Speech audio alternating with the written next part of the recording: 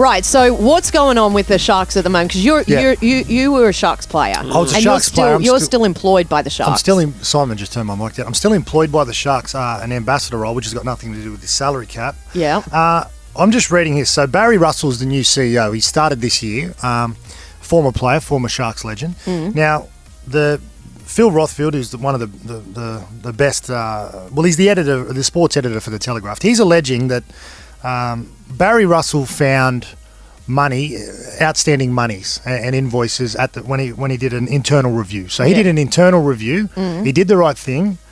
He reported it to the NRL. Now, the Telegraph, this is where I'm getting my information, which is pretty solid. The Daily Telegraph understands the amount involved is around $250K. Now, what is that? Sorry, $250,000. So it just says they found the amount to be over the cap of $250K. Now they've taken our server and we don't know what they'll find. So they're worried it could go higher. Now, there's been teams over the last 3 years, and Braith will confirm this. I mean, Parramatta was it last year or a couple of years ago? Was it 2 years ago? 2 years ago.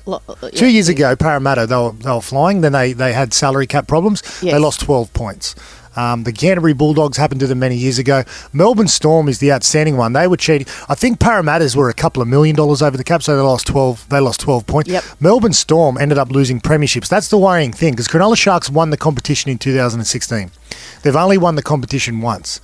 Now, this information is saying it's from dates back to 2015, 16, 17. So could they lose that? Could that be taken off them? Well, Does that happen? It can happen, yes. Yeah, it can. Melbourne lost 2 premierships, and they can lose points. The bad thing is Cronulla are equal second at the moment. They're sitting on 4th on the ladder. So they, first and foremost, they could lose points for this year. Do you lose more points the more you go over? That's right. I don't think $250,000 will mean they'll be stripped of points. If it just stays at that and they can prove it, which many times it happened to Manly, they've been alleged to cheat the cap, and then they've proven where the money is and it's gone. Yeah. So they've just, it's a financial penalty to the NRL. That's what could happen here. That's what I think will happen. I don't think the Sharks have been cheating for that year. You look at their rosters for those years, they didn't have a side that was bursting with talent. They had a lot of young guys come through, and they had a few senior players. So I'm not too worried about it. I've heard it before about other sides like the Melbourne Storm. When Melbourne Storm won the comp from 2007 to 2012, they were invincible. And Braith will confirm this. They were a superstar side, and we used to scratch our heads going, "How did they keep this team together?" Well, you end up finding out that they obviously were over the cap a lot of money. The reason they had great players is because they were paying over the cap. Now the players didn't know that. The coach didn't know that. Who knows that then? Who's in charge? The NRL found out. They had 2 separate books. They had the books they showed the NRL, and they had their real accounting books. Yeah. Someone's put the books next to each other, and the NRL have found those books. So what happened was they were stripped. They lost a lot of players. They were stripped of their points. They were stripped of their premierships, more importantly. And they were penalised heavily. Hey, Bo, question for you as a player. Because players always say, we didn't know. They wouldn't. No. Yeah, but how do they not know? Like, with the money they're not just getting their normal salary, right? It's coming through in other I wouldn't ways. know. I mean, the paper alleges stuff and news. You wouldn't know how much anyone's getting paid. Do you not ask each other? No. Well, maybe if you're drunk with your best friend. Yeah. Okay. Maybe my best friend I'd know. Chris Heinington, who I played with at the Tigers and Sharks, I know how much he'd get, and that's it. I wouldn't know anyone else. So you wouldn't honestly... keep it quiet. Well, but it comes out, doesn't it, on how much certain players are on? Yeah, if you're on that big salary. I mean, Daly Cherry Evans, he got about $10 million over 8 years or something. Everyone knows that. And what do you players think of the salary cap? I think it's a joke. Yeah, I can't imagine like any other. I get why they do it to keep it. The salary cap has meant that the NRL has lost superstar players in the past. Yeah. Sonny Bill Williams would be playing NRL if it wasn't for the salary cap. Israel Folau would be playing NRL if it wasn't for the salary. Carmichael Hunt, and the list goes on.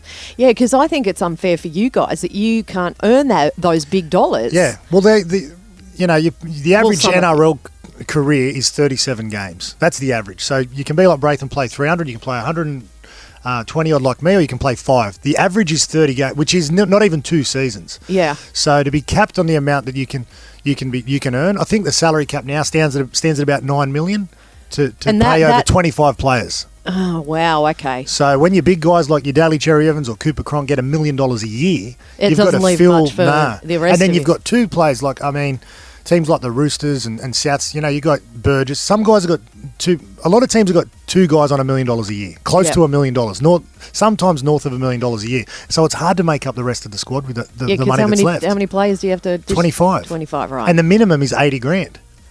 Right. But everywhere else, like, when you're talking in terms of there's no salary cap here. No, well, imagine if there was a salary. But that's the way I think of it. It's you're like on more money than Cronulla, the Sharks. The whole side. Kyle's on more money than the NRL. Oh, he's on the same. Sorry, it's 2018. Yes, exactly. Pay parity. So that's all good. But yeah, it's everywhere else in the world. America, Europe. When it comes to soccer, you just have teams that don't have money, and it's a shit team, and then you have the rich teams that have the best players. And I think the only way to solve it, there's always going to be a salary cap. I think there should be. Each team should have 1 to 2 players where the salary cap's not counted. And that means you can pay Sonny Bill Williams $4 million a year if the Roosters want to have him.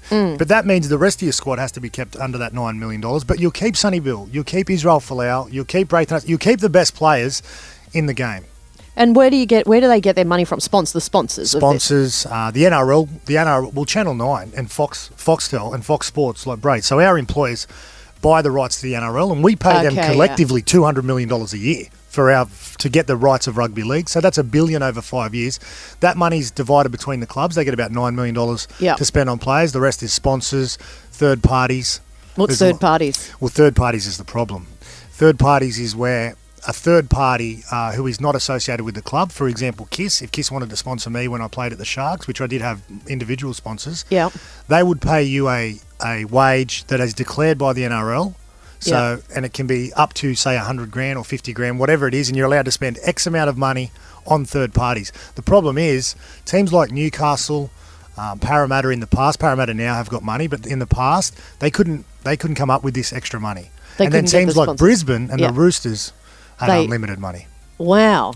So that's where there is a problem. But I think the salary cap's kept the competition even. Like, I mean, you can any caller can call up. I mean, besides, there's probably 4 or 5 sides in the top 8 that could win the comp this year, which never is very rare. So Roosters could win, Souths could win, Cronulla could win if they don't lose points. Melbourne. There are teams that can win. So more will come out. Anyway, we'll talk to Braithen Astor. He's joining us shortly. No, I think I've just covered it all. Yeah, I feel like I don't have any questions left, actually. Yeah.